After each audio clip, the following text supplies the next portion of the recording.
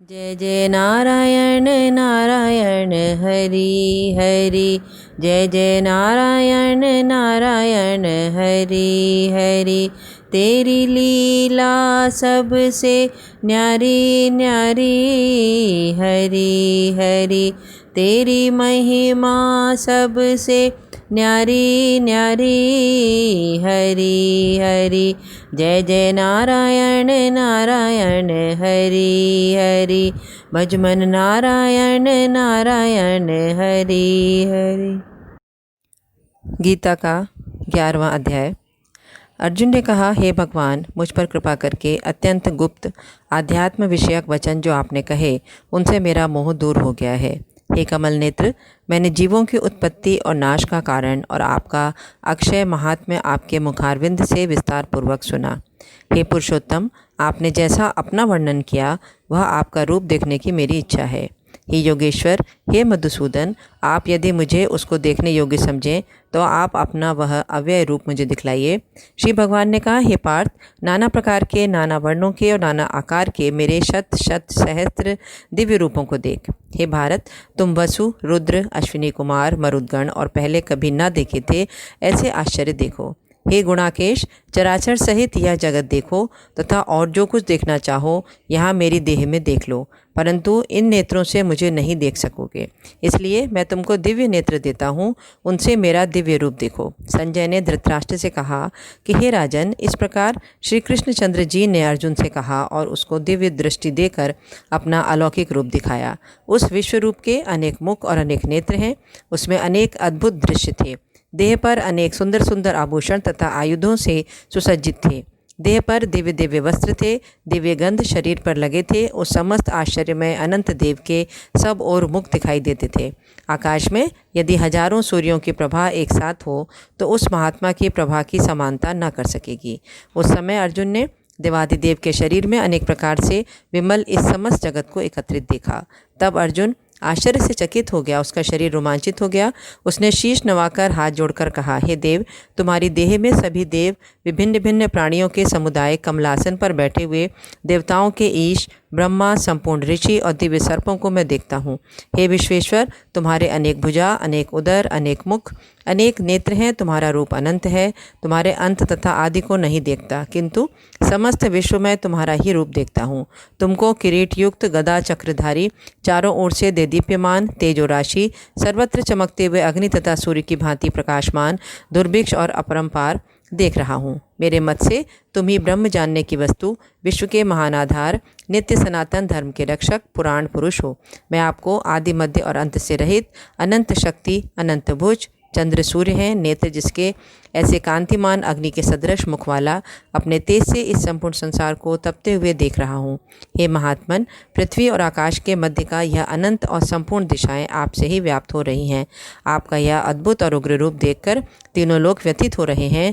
यह देखो, देवताओं के समूह तुम्हारी शरण आ रहे हैं। इसमें कितने ही भयभीत होकर हाथ जोड़कर आपकी प्रार्थना कर रहे हैं। महर्षियों और सिद्धों का समूह स्वास्थ्य कहकर नाना प्रकार से आपकी प्रशंसा कर रहा है। रुद्र, आदित्य, वसु, साध्य, विश्वदेव, अश्विनी, मारुत, पितर, गंधर्व, यक्ष, असुर, सिद्ध इनके संग विस्मित होकर आपकी ओर टकटकी लगाकर देख रहे हैं।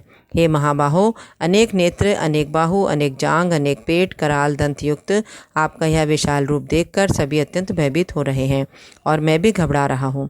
आकाश तक पहुँचे हुए आपके प्रकाशमान, अनेक वर्षों से फैलाए हुए, मुख के जलने वाले विशाल नेत्रयुक्त तुमको देखकर हे विष्णु, मेरा जी घबरा रहा है। मुझसे धैर्य धरा नहीं जाता और चित्त स्थिर नहीं होता।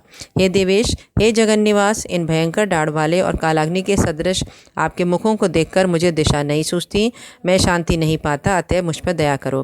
धृतराष्ट्र के दुर्योधनादिक पुत्र अपने साथ अनेक राजाओं सहित और भीष्म, द्रोण और कर्ण तथा हमारी ओर से मुख्य मुख्य योद्धा बड़ी बड़ी डाढ़ों से युक्त विकराल आपके मुख में शीघ्रता से प्रवेश कर रहे हैं और उसमें कितने ही लोग आपके दांतों में दबकर ऐसे दिखाई देते हैं मानो उनका शरीर चूर्ण हो गया है। जैसे नदियों की अनेक जलधाराएं जब समुद्र की ओर बहती हैं, वैसे ही यह मनुष्य लोग के वीर आपके प्रज्वलित मुखों में प्रवेश कर रहे हैं। अग्नि में पतंगे जैसे गिरते यह सब लोग भी अपने नाश के लिए लिए आपके मुख में बड़ी तेजी से प्रवेश कर रहे हैं। हे विष्णु, जलते हुए मुखों के चारों ओर से सभी वीरों को निगलकर आप जीभ चाट रहे हैं। आपकी तीक्ष्ण प्रभाएं समस्त संसार को तेज से व्याप्त करके तृप्त कर रही हैं। यह भयानक रूपधारी कौन है, यह मुझसे कहो। हे देववर, आपको नमस्कार है, मुझ पर आप प्रसन्न हो। हे जगतकर्ता आदि पुरुष, आपको जानने की मैं इच्छा रखता हूँ, क्योंकि आपकी यह प्रवृत्ति मेरी समझ में नहीं आती। श्री भगवान बोले, संसार का नाश करने वाला मैं उग्रकाल हूँ, समस्त जनों का संहार करने के लिए आया हूँ। तुम्हारे युद्ध न करने पर भी ये वीर जीवित नहीं रह सकेंगे। अतएव तुम उठो, शत्रुओं का संहार करके यश को लेकर इस समृद्धिशाली राज्य का भोग भोगो। हे सव्यसाचिन, उनको मैंने पहले ही मार रखा है, तुम केवल निमित्त हो जाओ। मेरे मारे हुए द्रोण, भीष्म, जयद्रथ, कर्ण और अन्य योद्धाओं को मारो, घबराओ मत, युद्ध करो, तुम संसार में शत्रुओं को जीतोगे। संजय ने कहा, इस प्रकार श्री कृष्ण जी के वचन सुन के मुकुटधारी अर्जुन हाथ जोड़कर कंपित और भयभीत हुए साष्टांग प्रणाम कर नम्रतापूर्वक बोले, हे ऋषिकेश, आपके गुणगान करने से सब संसार प्रसन्न और प्रेम मग्न हो रहा है। राक्षस डरकर दिशाओं की ओर भागते हैं और सिद्ध पुरुष आपको नमस्कार करते हैं। सो ठीक है, हे महात्मन, हे अनंत, हे देवादिदेव, हे जगन निवास, आप ब्रह्मा से भी श्रेष्ठ हैं, आपको देवता क्यों न नमस्कार करें। व्यक्त भी आप हो और अव्यक्त भी आप हो, तथा इन दोनों से परे अक्षर भी आप हो। हे अनंत रूप, आप आदिदेव हो, विश्व के परमाधार हो, ज्ञाता और ज्ञेय हो, श्रेष्ठ स्थान आप हो, विश्व का विस्तार करने वाले आप हो। आप वायु, यम, अग्नि, वरुण, चंद्र, ब्रह्मा और ब्रह्मा जी के भी पिता हो, आपको नमस्कार है, और फिर भी बार बार आपको ही नमस्कार है। हे सर्वस्वरूप, आप अनंत वीरवान और अतुल पराक्रमी हो, आप जगत में व्याप्त हो, इसलिए स्वरूप हो तुम्हारी महिमा को न जानकर मैंने तुमको अपना मित्र मानकर हे कृष्ण, हे सखा, ऐसा जो तिरस्कार से कहा सो प्रमाद से अथवा स्नेह से, हे अच्युत विश्वरूप, तुमसे इन बोलों की क्षमा मांगता हूँ जो कि परिहास से विहार, सोने बैठने भोजन के समय अकेले तथा मित्रों के मध्य में तुम्हारा अपमान किया है। तुम इस स्थावर जंगम रूप लोक के पिता, पूज्य और महान गुरु हो। त्रिलोकी में भी तुम्हारे समान कोई नहीं है, तुमसे अधिक अतुल प्रभाव कहाँ से होगा। इसलिए हे ईश, तुमको सिर झुकाकर प्रणाम करके यही प्रार्थना करता हूँ कि मुझ पर कृपा करो। हे देव, जैसे पिता पुत्र के, मित्र मित्र के और प्रिया के अपराधों को क्षमा करता है, वैसे ही तुम मेरे अपराध को क्षमा करो। हे देव, जो पहले कभी नहीं देखा ऐसा आपका रूप देखकर प्रसन्न हूँ और भय से मेरा मन व्याकुल है, इसलिए वही पहला रूप मुझको दिखाओ। और हे देवेश, आप प्रसन्न हो जाओ। हे सहस्त्रबाहु, हे दिव्य मूर्ति, मैं फिर आपको वही किरीट, गदा और हाथ में चक्र धारण किए हुए देखना चाहता हूँ। श्री कृष्ण भगवान ने कहा, हे अर्जुन, मैंने प्रसन्न होकर वह तेजोमय अनंत आद्य विश्वरूप अपने योग के प्रभाव से तुमको दिखलाया है, जिसको तुम्हारे अतिरिक्त इससे पहले किसी ने नहीं देखा था। हे पांडवों में श्रेष्ठ, मनुष्य लोक में तुम्हारे सिवाय कोई वेदों के अध्ययन, दान, अग्निहोत्रादिक घोर तपों को करके भी यह रूप धारण किए मुझको नहीं देख सकता। ऐसा मेरा भयावह रूप देखकर तुम व्याकुल और मूढ़ ना हो, भय त्याग कर प्रसन्नचित होकर फिर तुम मेरा वही रूप देखो। संजय ने कहा, श्री कृष्ण जी ने फिर अपना चतुर्भुज रूप दिखलाया और सौम्य रूप धारण कर लिया।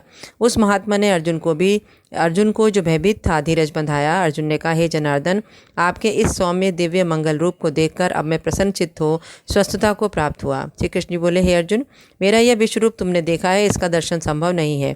देवता भी इस रूप के दर्शन की आकांक्षा करते हैं। हे अर्जुन, जैसे मेरा रूप तुमने देखा है, ऐसे रूप को विद्याध्ययन, तप, दान व यज्ञादिक कर्म द्वारा देखना भी असंभव है। हे अर्जुन, हे परंतप, मेरा जो विश्वरूप है इसको मनुष्य अनंत भक्ति द्वारा जान सकते हैं और तत्व ज्ञान द्वारा इसमें लीन हो सकते हैं।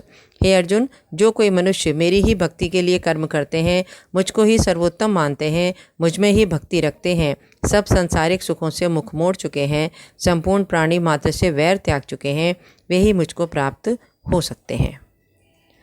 11वें अध्याय का महात्म्य। श्री नारायण जी बोले, हे लक्ष्मी, अब 11वें अध्याय का महात्म्य सुनो। तुंगभद्र नामक नगर था, जिसके राजा का नाम सुखानंद था।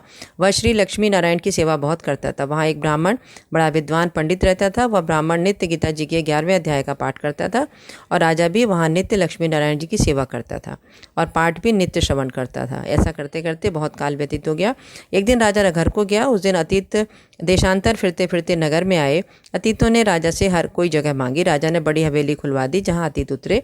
राजा ने सीधा दिया। रसोई कर अतीत बड़े प्रसन्न हुए और अमृत लेकर राजा उनके दर्शन को गया।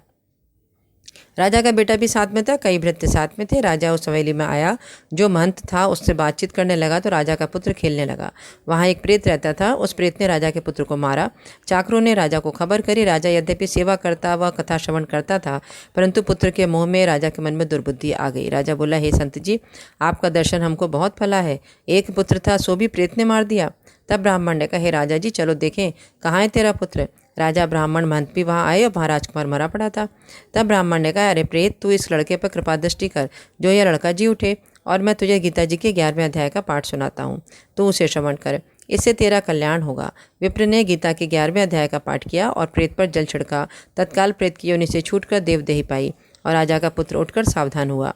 प्रेत श्याम सुंदर चतुर्भुज रूप होकर खड़ा हो गया, स्वर्ग से विमान आए, उसमें चला गया। सुनो रे प्यारे भाई, हरि के भरोसे हाँको गाड़ी, हरि के भरोसे हाँको गाड़ी, हरि के भरोसे हाँको गाड़ी, हरि के भरोसे हाँको गाड़ी। ना जाने कब टूट पड़े माथे पे काल कुल्हाड़ी, हरि के भरोसे हाँको गाड़ी, हरि के भरोसे हाँको गाड़ी।